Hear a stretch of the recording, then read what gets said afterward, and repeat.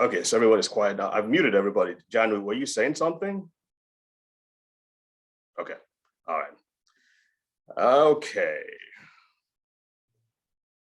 Let me get my slides up.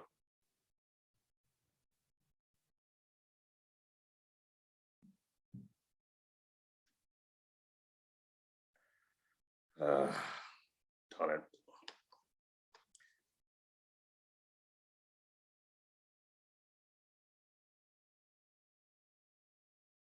Okay, well, hello everyone and welcome to Your Health in Your Hands. My name is Dr. David Ajibade, and we will be continuing our talk on dementias. If you've noticed, I'm going to show you some slides in a few minutes, but over the past few weeks, we've been talking about dementia, Alzheimer's dementia specifically, how it's becoming a growing problem, not just in the United States, but around the world. As people live longer, they become more at a higher risk to have something like dementia, Alzheimer's dementia being the most common.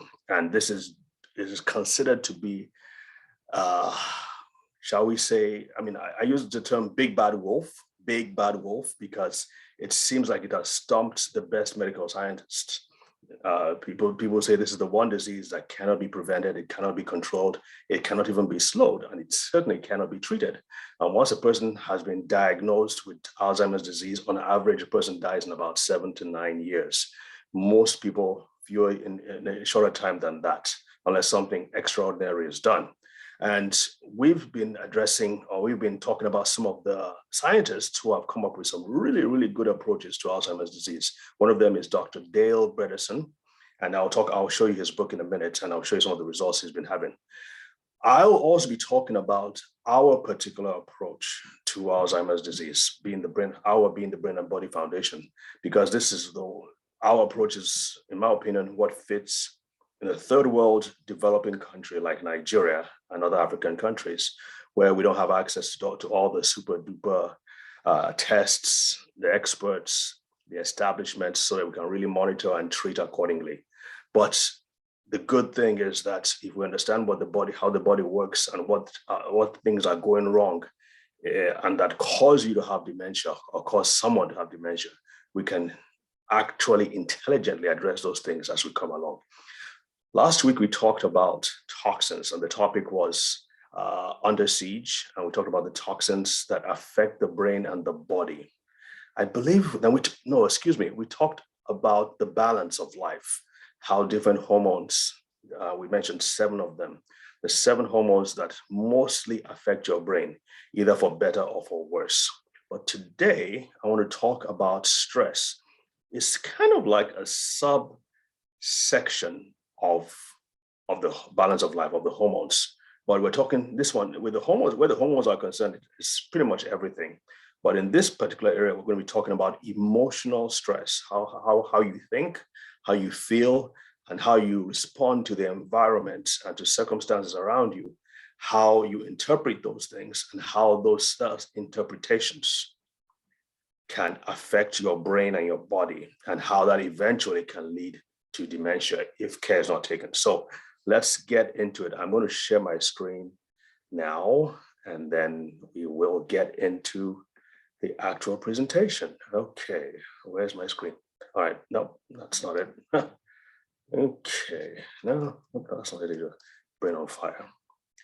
Please, whoever's editing this, please delete all the things that don't need to be here. Oh, what is this?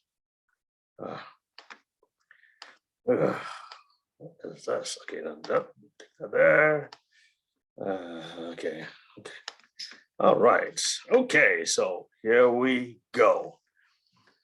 Our goal is simply to highlight, let people understand let our listeners and viewers understand what stress is. We have a conventional definition of stress, and I'm going to take it beyond that and talk about specific aspects that most of us don't consider to be stress, things like loneliness, things like indifference. Leslie, can we help you? What's going on? Jan called me. I don't know. Oh, okay. All right. I'm going to please mute yourself if you don't mind. I'm speaking now. So is that okay? Thank you. All right. So our goal today, like I was saying, is that we're going to take it beyond just um, stress, the the conventional way we understand stress. We're going to go beyond that to see some other things like how dissatisfaction, how loss, how even loneliness can actually be stressors and can actually be more dangerous than the overt stresses like, oh, an accident, or you're in or you have or someone shooting down the street or something. I live in Baltimore and close to downtown Baltimore. Thankfully, there are no shootings or anything going around, but in Baltimore, we hear a lot about these things going on. So we're going to talk about those things. So let's recap. Alzheimer's disease is a disease that shrivels and pretty much shrinks your brain. I keep saying excuse me, forgive me. Shrinks an individual's brain to the point at which he or she is not functional anymore after a few years of having the disease. Like I said before, that's one of the reasons why it's such a difficult thing to treat, because the brain is one of the most complicated, if not the most complicated, complex piece of biomachinery in the known universe. This is a book. I'm currently reading this book by, I should have finished it by now, actually. This is by Dr. Dale Bredesen. This was his first book. The other one is his second book. And it's fascinating stuff. They're talking about what they're actually seeing in the brain and the things that Alzheimer's disease is pretty much when the brain pretty much turns against you and begins to eat itself up and break itself down. We used to think that it's just about the things happening from the outside. And yes, to a certain degree, there are influences from the outside, especially things like what you eat, damage to your brain, to an individual's brain, and different things can happen on the outside. But after a certain point, it seems as if the brain turns against itself and begins to shut itself down. And that is what is known, that's what leads to the condition we know as Alzheimer's disease. So Dr. Bredesen's protocol centers around this premise. If we can focus on rebuilding, or first of all, limiting the exposure to these external factors, these toxins, these things that are not good for us. And most of us know what these things are. They have to do with our diet, our exercise levels, our sleep, and so on and so forth. If we can focus on reducing and limiting the bad stuff and increasing the good stuff, enhancing, strengthening the brain, nourishing the brain, you will do a lot better. And even if the individual already has Alzheimer's disease, there's a lot that can be done to turn things around. The problem with Dr. Bredesen's protocol, in my opinion, is that, again, it doesn't work in a third world setting because it relies a lot, that's the name of his procedure, it's called RECODE. It relies on a lot on the presence of having experts there, neurologists. It relies on having tests that you can do. You can walk in and have your lab test done over a range of different things. Many of those are not available in third world countries. And it relies on the whole monitoring process. And again, another thing is even the diet. It relies on eating specific foods that can turn you into what is known as ketosis. Ketosis is a kind of way that the brain gets to burn fat instead of burning sugar, glucose, which is what a lot of us tend to burn. We can talk about that in a different time. So our approach is a little different. Our approach focuses on just supporting 7 systems, and I've talked about them a few times: the brain, the endocrine system, the immune system, and so on and so forth. We can focus on strengthening those things without the need for testings to be sure whether we're given the right doses or not. And that's why we do a lot with nutrition and nutritional supplementation, because the safety window is so wide for those. So we talked about the balance of life last week, the hormones and your health. We talked about the 7 hormones.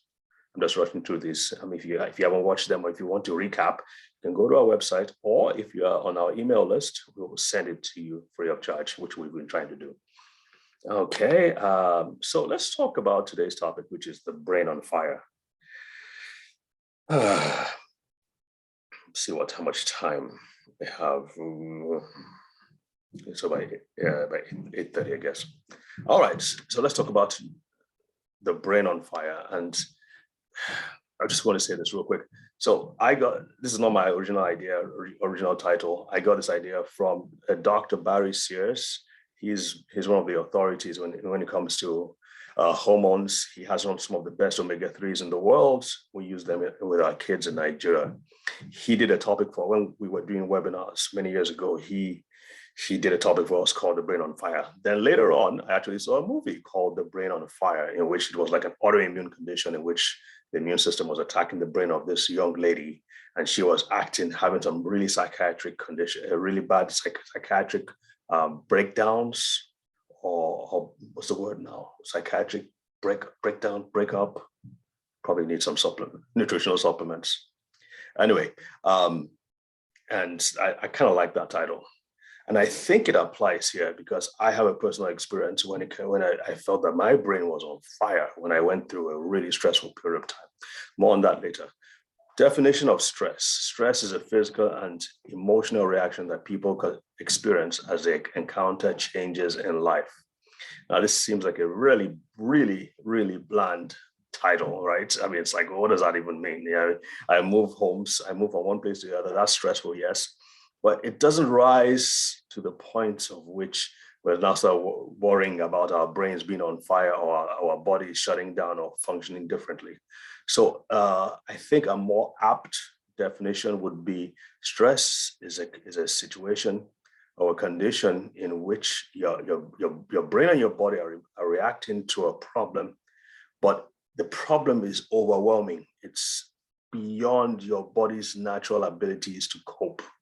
And so it causes some issues and even some reversals in your body that you otherwise would have been able to handle. So the key point here is overwhelming. It is beyond what your body can actually handle. And we have the 3 types of stress. Most times I hear people just talk about the first 2. The fight response is a stressor, and we kind of give the title, the story about the saber-toothed tiger is running after you, and then that's a flight. You're right, yeah. So you're running away. But if it comes to if an individual's child is involved and they're trying to and the tiger is going after their child, well, they suddenly they lose all sense of consciousness or self-consciousness, and they go after the tiger with everything they can because the concern for the child is beyond what's their fear for their own physical harm or their physical body, and so they go after the tiger. So that's what the fight and the flight respond to refer to. Fighting is stressful, there's danger, you're going to go after it. Flight, you have the chance to run, you bail, you take everything and you leave everything and dash. And then there's the freeze, where the situation is so overwhelming that the person's body just shuts down. He or she literally freezes, and they're rooted to the spot, and all kinds of bad things can happen. Sometimes it's not a physical danger, it's just a complete shutdown. And I know I've heard about this when my comrades in the military, when they've been at war and they see such terrifying, horrifying sights that especially the younger ones who are not used to seeing these things, they freeze. It's like they're shocked beyond their wits. So those are the 3. And of course, we know some of them: PTSD, like I mentioned in the military, sexual abuse, harassment. These are horrifying things. I'm hearing about some of these atrocities being committed in Ukraine, and my heart just goes out to them. Marital stress, workplace stress, anger, rage, grief, and loss. These are all stressful events, no question. But the 4th one, which is kind of like what I want to focus on more, because most of us kind of know what to do, especially if you've been listening to webinars like ours. Kind of know what to do if you're stressed. You take a nap, hopefully you take double or triple the supplements that you're supposed to be taking. We'll probably talk about that. There's sometimes when you just basically want to go all out and take massive doses because your body is so deficient. Stress causes your body to use up very vital nutrient reserves, and it shuts everything. It just gobbles all that just to cope with the stress. So just taking the recommended label amount is not going to do it. You're going to have to take massive amounts just to cope with the stress. be it an infection, be it depression, be it severe anxiety, be it grief or loss. Um, so you know what to do in such circumstances, hopefully. There are other instances where, yes, your body is feeling the stress, or your body is undergoing stress. You are not conscious of it, and yet it is causing just as much damage. And that's because you don't realize that this is what's happening to your body. And so this is what we're, like I said, we'll be talking about.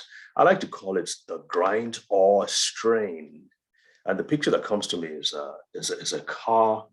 You know how these new cars come with, they come with donuts. The spare tires are not fully, they're not full tires, are like donuts, very small, tiny donuts.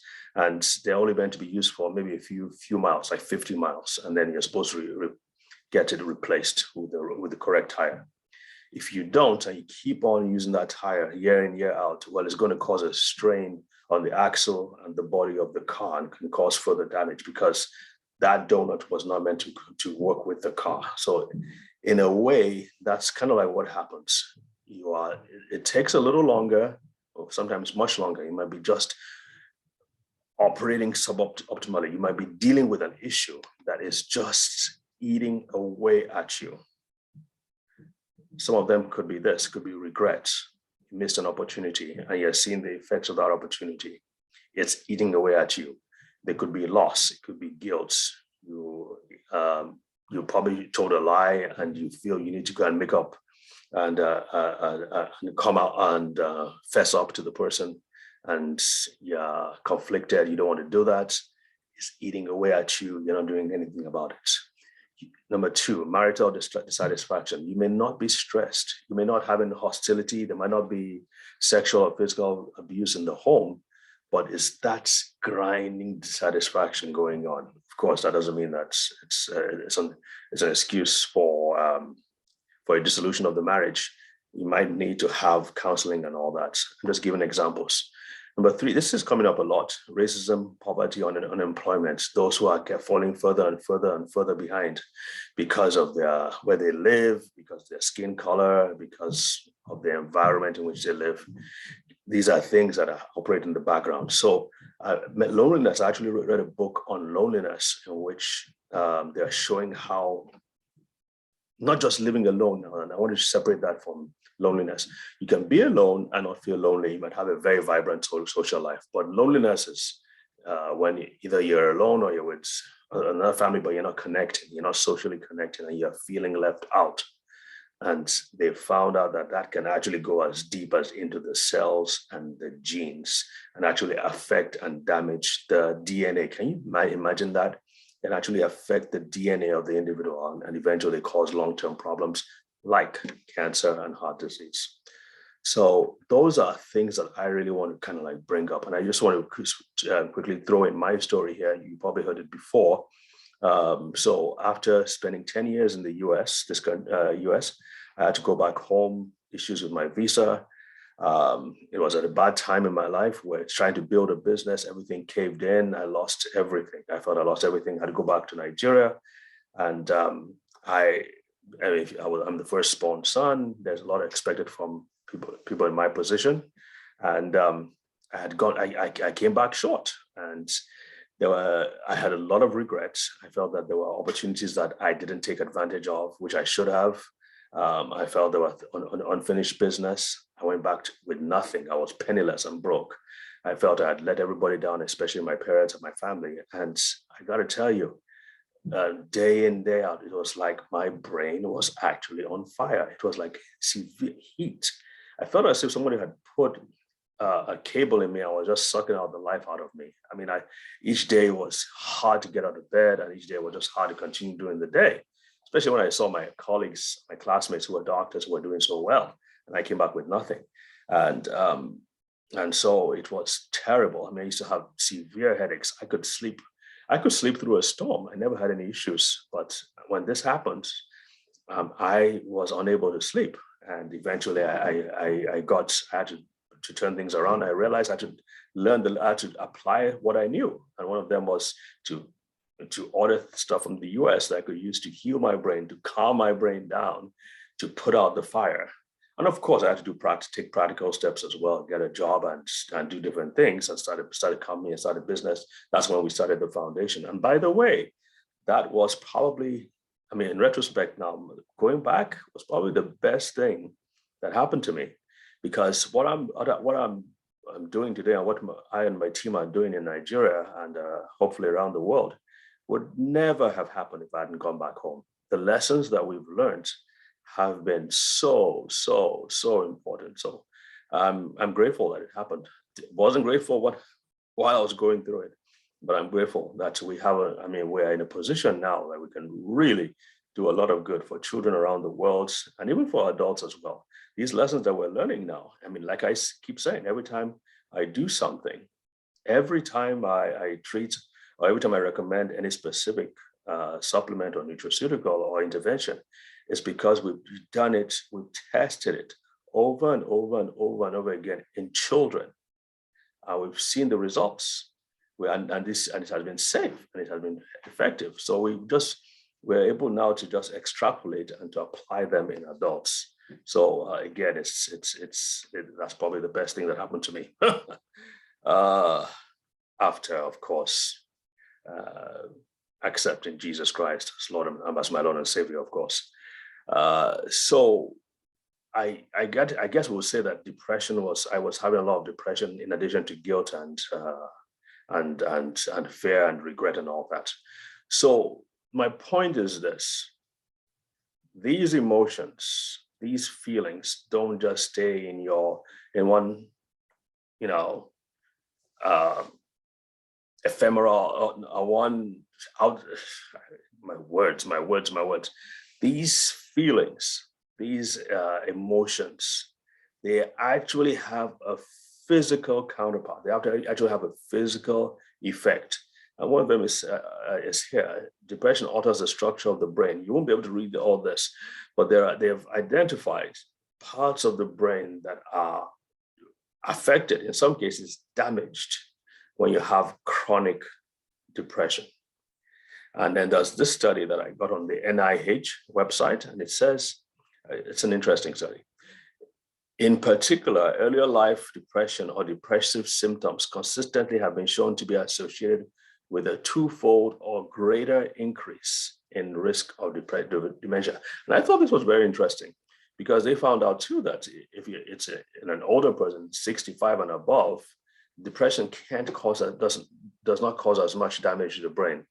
If it happens in a younger person, let's say someone in their 20s, 30s, or in my early 40s, like I was, that puts you at a twofold or greater risk of having dementia. And what they're saying is that one of the reasons for that is that it has, at an earlier age, it means that you have, let's say it's at 40, it means you have decades for the damage to build, for the amyloid plaques that we talk about to be formed, so that by the time you get to 70 or 80, you've got 30 years or so of the buildup of plaques. And that's why it's worse if you had depression at a younger age. If you were happy throughout your life and you just had depression at the age of 70, much less risk, in fact, almost unlikely, because that's, as you can see, that buildup hasn't been given the chance to occur over the decades. So I thought that was very interesting. Bottom line, and that shouldn't surprise you, because bottom line is this: anything that weakens your brain, and depression certainly does, anything that weakens your brain will eventually set you on a collision course with dementia. I have a picture in front of you. It shows the 4 main brain regions that are affected by depression. So prefrontal cortex, that's the parts in the front right here, in front of the brain, just above the eyes. That's the thinking part, that's the rational part, that's the executive function. It's the most advanced part of your brain, and it controls your emotions. It's exactly when you hear the executive function, that's really what it means. It means that you're not acting like an animal, so to speak. You're over and beyond. You're controlling your desires, controlling your impulses. By the way, it's also damaged in Alzheimer's disease. The amygdala is the emotion center, and the hippocampus is where memories are stored. You can see how close the hippocampus and the amygdala are to themselves. Hippocampus, they have found out that when they are depressed, there's actual physical damage to the cells of the hippocampus, which is extremely important for memory. Here's another picture. You see chronic stress. This could easily say chronic depression. Atrophy means shrinking and dying off of cells. So the hippocampus, like I mentioned, the amygdala, the fear center, that's the emotional center, seems to be hyper. And then you see that the prefrontal cortex, the part that has to do with thinking, executive function, planning ahead, imagining, making plans, seeing the future, it is affected. It dies off when there's chronic stress. So this is no laughing matter at all. And it all comes down to the what we know as the sex hormones and cortisol. There are three of them and cortisol. I'm just going to show you a few things between the connection between the two of them, the four of them. So on one hand, you have the sex hormones, testosterone, estrogen, and progesterone. On the other hand, I know progesterone is on one side, at the same side as cortisol. You have cortisol. I hope there's a picture I put together here. But why this picture is up here, let me see. Why this picture is up here is that I want to show you the connection between all of them. We know that the sex hormones, progesterone, estrogen, and testosterone all protect and nourish the synapses. Remember, it's all about the synapses, the connection between two brain cells. That's the basic unit of the brain, just like the family unit is the basic unit of a state or a country or a community. The nerve cells, the synapse, where two nerve cells meet. So you have one nerve cell, this nerve cell, and then the synapse, that's gap between them, where the impulses or the signals are passed from one to the other. That is the basic unit of the brain. If the brain is going to work, these synapses have to work. The brain starts shutting down, it's because these synapses are shutting down. The same thing when the family unit begins to break down and, okay, I'm not going to get into it. I'm not going to get into what's going on these days, but if the family unit begins to break down, eventually the government is going to break down, or the country is going to break down. So that's the point of the estrogen, progesterone, and testosterone. So what happens, let me go back to this. So the main thing that makes the estrogen, progesterone, and testosterone is this precursor called pregnenolone. You don't need to remember that. But what if the person is experiencing stress, chronic stress, depression, anxiety, anger over a period of time? What happens is that body stops making testosterone, it starts making DHEA, it starts making estrogen, and it basically shunts everything to making cortisol. And you see the cortisol right here. Too much cortisol or too high levels of cortisol for a long period of time is really what causes the damage that I've just described earlier. It shuts down the hippocampus, your memory centers. It kills the cells in your memory centers. It kills the cells or reduces the function of your prefrontal cortex and makes you more hyper emotionally, which is what you don't want happening. So cortisol, too high cortisol is a bad thing. You still need cortisol to function on a day-to-day basis, but it has to be in moderate levels, never higher levels.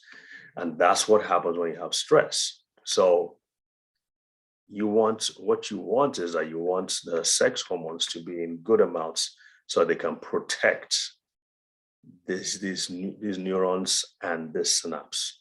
Once your testosterone levels drop, your estrogen levels drop, your progesterone levels drop, the synapses are in trouble. So you definitely need a supplement that helps to build those sex hormones higher. But it doesn't stop in the brain. Stress also affects the body, as you probably know and probably have experienced. So it goes back to this, our what I call the central governing system. The three systems: the brain, The endocrine system and the immune system control the other 9 or 10 systems. But you can see above this, you have the mind and your emotions. It doesn't matter how healthy your brain is. It doesn't matter how healthy your endocrine systems are or your immune system is.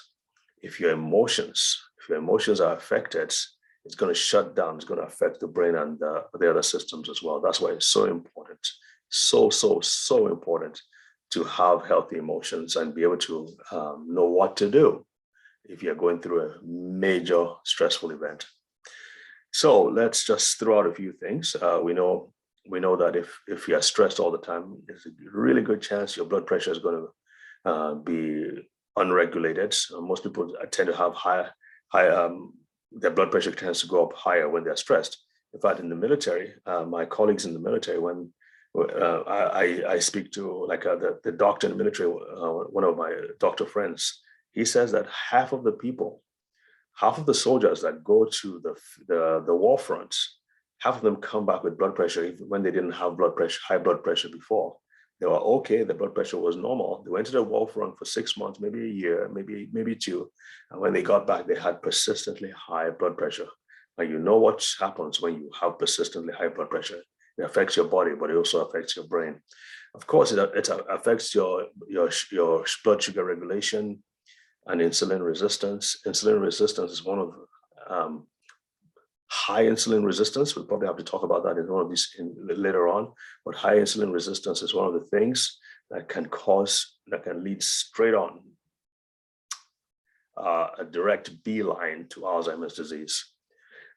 Digestive issues, indigestion, bloating, but that's what we know about. We know that some people have poor digestion when they're stressed. Maybe they have the jitters.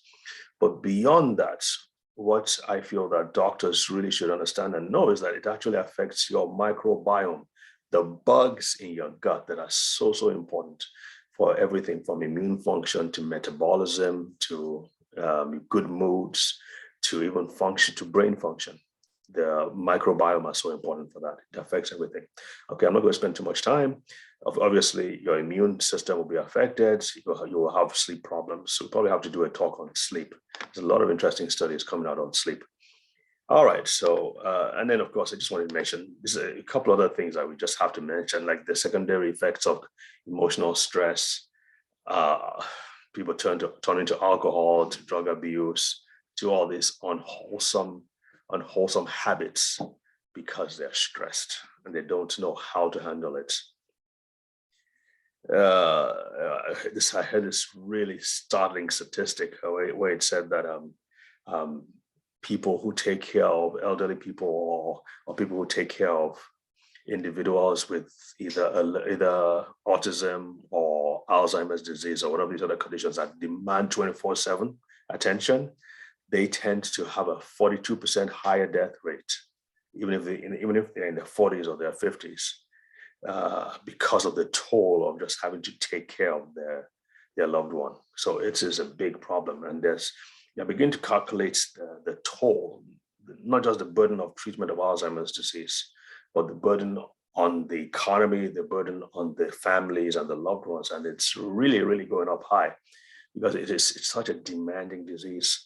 So it's super important that everybody needs to take the right precautions and do the right things to strengthen their brains so that they don't fall prey to this thing. And of course, as you know, even if you or someone you know already has the condition or has been diagnosed with the Alzheimer's disease, there are certainly things that you can do to strengthen your brain and body and reverse that. Now, of course, we're not going to say we treat Alzheimer's disease, but you can certainly improve your cognition, improve your brain function. It's amazing how we have to fold ourselves into pretzels just to make sure that you are not running afoul of the law.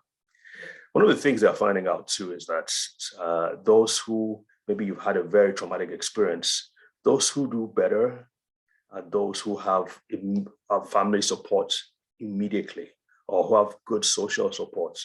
Just having somebody that is there for you and that you know that they have your best interest at heart, who you know they love you and they're there to support you, put their arms around you. Those people who have such support do a lot better than those who don't have that kind of support after a very stressful time. And that kind of makes sense, doesn't it?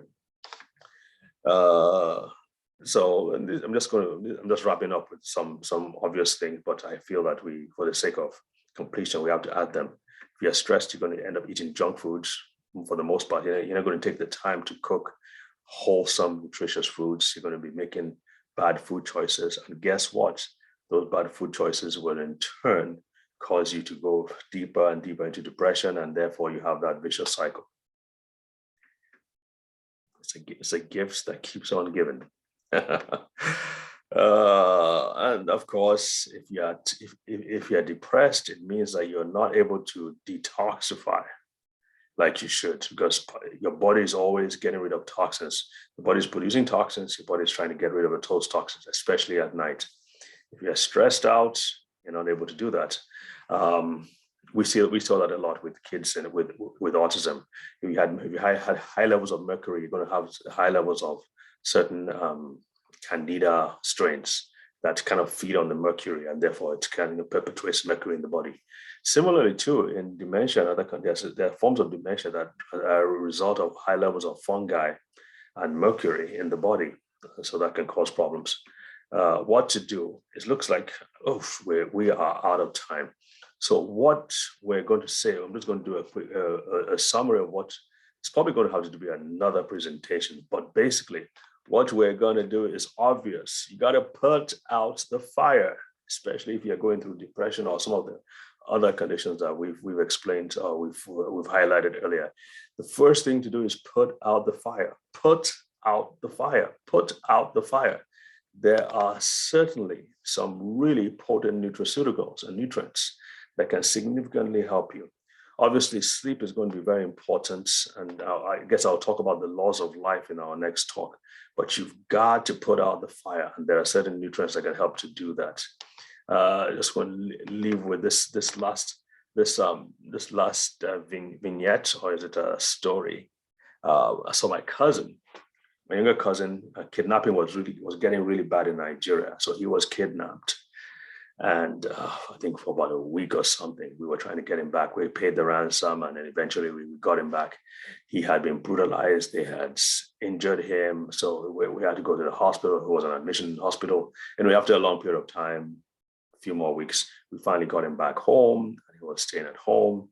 But he was always having nightmares, as you can imagine. It was a very traumatic event. He was always having nightmares. He couldn't sleep well and all that. And of course, his blood pressure had gone out of whack. He had high blood pressure before, but it got even worse after the event. And so one of the things I did for him, I was like, I just gave him vitamin D. That's it. I just gave him, I think it was 10,000 or 20,000, 10,000 units of vitamin D. That alone helped him sleep better. He said he was more relaxed. He felt better rested when he woke up in the morning. And I'm not saying it helps with his blood pressure or all that, but what I'm trying to say is that there are some simple things that can be done. Of course, there are the nutraceuticals, like you have the ones that have DHEA or the wild yam extract that help you build your testosterone levels. Women too need testosterone levels, help you build your estrogen levels, and they can be extremely important. Because for the most part, if somebody is going through all these conditions, and you don't have to go through these conditions to take these things, I would strongly encourage you to take them. But if someone is going through them, you need them a lot more. And you just don't need to take the label amounts. You need to take twice amount, 3 times the amount for the period you're going through that issue. You might need to take even 4 times the amount. The good thing is that these things are a lot safer. So there's very little risk of toxicity. All right, at this point, I'm going to take a break, and I'm going to say this. Thank you so much for listening. I hope you've gained something from this brief talk on the brain on fire, and how emotions and traumatic experiences can adversely affect your brain, and what you can do about it, and what you can do to reverse it. If you need to watch this again, or you want to watch any of our other programs, please go to our website, brainandbodyfoundation.org, and you will see them archived on our websites.